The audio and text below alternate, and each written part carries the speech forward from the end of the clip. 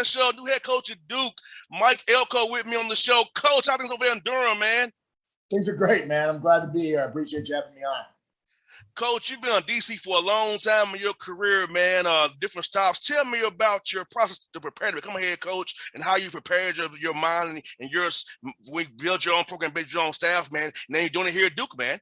Yeah, no, I've been a defensive coordinator at so many different places and so many different levels. I think it's kind of created this knowledge base of how programs run in so many different ways, and I've just been able to kind of sit back and learn and observe for years. And really the last 3-4 years, I've kind of really started to tighten up what I wanted to do and what I wanted my program to look like. And when this opportunity came along, it just was the right fit and the right time. And so now just kind of go out and put that vision in place and see where this thing goes. Like you said, Coach, you're kind of in spring ball right now, Coach Elko. So tell me about how's it been going, kind of seeing what guys you have already, assess your talent base, don't you have to prove them over the summer here, and maybe go in the portal and find fits and sign kids who will fit your program going forward. Yeah, it's an exciting time to get into spring ball because it's the part of college coaching now is you get hired and it's really 4 months before you ever get to watch them play football, right? And so you're trying to make all these decisions about what you want the defense to look like, what you want the offense to look like, but you're just kind of in a holding pattern until you get to spring ball. You can actually get out on the grass and watch them play football and see how much they can learn and see what they're good at and see what they're capable of doing. And so, it's a really big evaluation process. We try to get out and really put kids in a bunch of different situations and scenarios and get a real good pulse of who they are, what they're capable of. And, then obviously try to build the roster, build the game plans from there. And, always looking to supplement talent. That's just the natural part of college football nowadays. And Coach, like you said, man, player development is so important these days because that part of the game is kind of overlooked sometimes by some people. But hey, the spring and summertime is where you really get your game intact and improve with your technique and what you do. Because I feel like come August for fall practice, you trying to game plan and scheme up. You don't got time to focus on player development. So talk about that piece of how it's so good to be here and see what you guys have and kind of just give guys different plans to get their bodies together or give them different film to watch to get them better on the field and go on the field and do it in drill work as well. Yeah, no, it's a huge process, right? You're trying to get them stronger in the winter, and you're trying to get them a little bit mentally tougher, and then you get out here, and the spring becoming masters of your craft, right? And kind of really working on those fine-tuned techniques and the details of what you're trying to do, and then you got to give them a real detailed plan going into summer, right? And here's where you're doing a really good job, and here's what you got to do to keep doing a really good job at it. Here's where maybe you're coming up a little short, and here's some things you can do to improve and fix. And so that when you come back, we'll challenge the kids. Like when you come back to August camp, it's got to be practice 100, not practice 1, right? And we've got to put in a lot of work between the end of spring and the start of fall camp to get where we want to be. No doubt, Coach. For you, man, it's going to be your ideal Blue Devil. What you want your program to be about, young men to come to your program? What you want them to represent, coming to Durham and represent that great university, Duke University out down there, man, in Durham? Yeah, obviously, first I want him to have great character. I want him to be a guy that can really conduct himself in this campus and in this community the right way, a guy that can be a tremendous role model for young kids, because I think we lose sight of that sometimes as college athletes, just how many people have their eyes on us and how many people are truly looking up to us. And then obviously I want a kid who loves football and is dedicated to his craft and doing it at the highest level and wants to do it through our culture. And then a kid who understands Duke, what it can do for him academically and where it can take him, and is willing to compete in the classroom too against some elite students, because you got to deal with that element here at Duke as well. But we want a well-rounded kid who's really capable of doing all those things. And I think there's a lot of them out there that we got to go find. Coach, you got a great recruiting base in the Carolinas, Southeast, coming down here to Georgia as well. Our players here in Georgia, Florida. Talk about just being in a great place like Duke where you can go circle 500 miles or so and find all kind of talent you want. Yeah, no, this brand travels, man, and that's the thing that I love. And obviously, you got a lot of great high school football down there. So we'll always start in the Carolinas, but once we get out, that's one of the first stops down there in Gwinnett County and Cobb County, and you guys got a lot of good ball down there in the Atlanta area, and that's been a huge stomping ground for us in the past, and we want to continue for that to be the case. No doubt. And like you said, Coach, like what's good about it, like you all in tech or similar where it's academics first. So, it's, and like I said, that tech and that Duke brand travels. And I tell young men, I have no problem saying this on the air.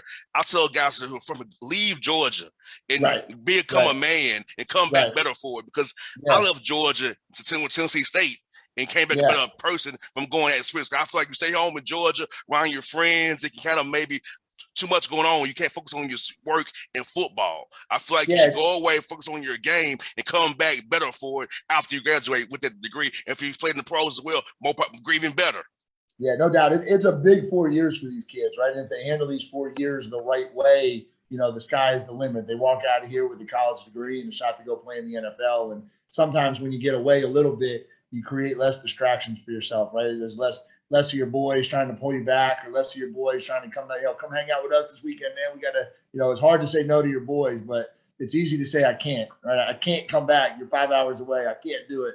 That's a much easier conversation. And so sometimes it allows kids to focus on what's important, right? Getting that degree and preparing themselves to be an NFL football player. No doubt, Coach. You know what's good about up there in Duke as well? It's great spots for food, man. A great spot to get internships as well. Let's talk about that piece of it too. So going and being at Duke University for guys here in Atlanta and beyond, hey, internships, good jobs after football. Talk about that piece of it as well, Coach. No, we're in the Research Triangle, right? It's a great community. Durham's a diverse city. We got a lot of different things we can do. Shout out to Nana Steak and Tobacco Road. Two places that always take care of us from a food standpoint. But no, it's a great opportunity to just really enjoy your college experience. And, and then with what we're doing down here in the medical field in the Research Triangle, there's a lot of internship opportunities and places for kids to really expand themselves.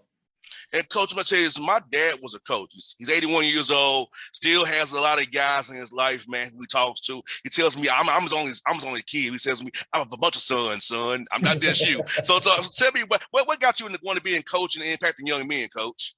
Yeah, I think there's a mentorship piece of it that you're really drawn to. I think you kind of get very comfortable with helping them elevate from 18 to 21, right? That's that final piece of becoming a man and being prepared for what life throws at them, and just kind of giving them perspective and ways to see life a little differently, where they can really kind of go out and achieve the things that they're capable of, and really elevate themselves in all areas of their life to the next step. And that's a huge piece of what we want to do. What we want to do with our program, and what I want to do as a coach is kind of be a resource for these guys, because I've seen it. And we tell them all the time, I've been 21, you've never been 44. So I can tell you what life is going to look like a couple of years from now. You got that right. It's funny for me, Coach. Guys I played with Tennessee State, Dominic Rogers, Cromartie, Anthony Levine played with the Ravens. Like the lessons that we had then still stay with me today. Like those coaches told us, like, it's still like, coach said this. So having an impactful coach who's like your mentor, because being a coach is a lot of different hats. You get your brother, sometimes father, mentor, counselor. You're all these hats at one time for these young men. And what you all say to us as young men, like still me, I'm 35 years old. It's still with me today. Yeah, no, I mean, it is. You have an impact on kids' lives, and you can't ever lose sight of that. At the end of the day, the first thing a coach is an educator.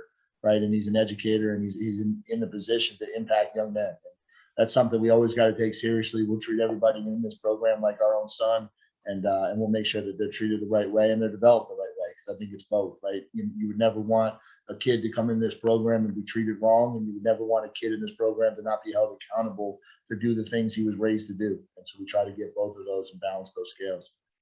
And Coach, for you, man, in your career, personally, professionally, who have been some guys who helped you along your way in your journey in becoming a coach, and may have been the head man at Duke? So who's some guys who helped you out and kind of gave you that bug and kind of helped mold you in your professional career and your journey? Yeah. It started in college. I had two guys that I played for in college. Al Bagnoli, who's the head coach at Columbia now, and Ray Priori, who's the head coach at Penn. And those guys really had an influence on my life. And then, then as you get into coaching, obviously Dave Clawson at Wake Forest played a huge role. He was very instrumental in my development, and then always got a lot of appreciation for what Brian Kelly and Jimbo Fisher did, kind of taking a chance on a guy who hadn't been at that level before, and giving him opportunity to take his skills and shine. And so, that's probably the group that I hold the tightest. And final one for your coaches, when coming down to recruit, man, what's your favorite spot to eat here when you come down here to recruit, man? Oh gosh, that's a good one. I'm blanking on the name of it. What's my spot downtown with the orange juice? The Varsity? The Varsity. Yeah, the Varsity. That's my spot. That's where I don't get down into the city much. When I get down to the city, that's my spot, the Varsity. Now, Coach, now do you all play here next year against Tech, or the Tech comes to you all? We do. No, we're down there. We play at Tech. I know it's going to be a busy trip, but if you got some time, man, I'll take you out to eat that Friday night if you have some time. I would do that. You got to hook me up with some spots, because I know you didn't like that choice. You got to give me some good spots. No, the Varsity's cool. I eat there too. Yeah, good. Yeah, good. Voss is cool. I got a lot for you, Coach. I got seafood for you, Italian pizza, whatever. Whatever hotel you stay, I can make sure you're taken care of, Coach. Because that's what, there you go. You can tell I don't miss the meal, so that'll be yeah, good. that's what I got you, man. Hey, whenever y'all come to town, man, I'll take care of all my guests when they come to Atlanta. A lot of y'all come here to recruit and place. I make sure when you come to town, I take good care of you all.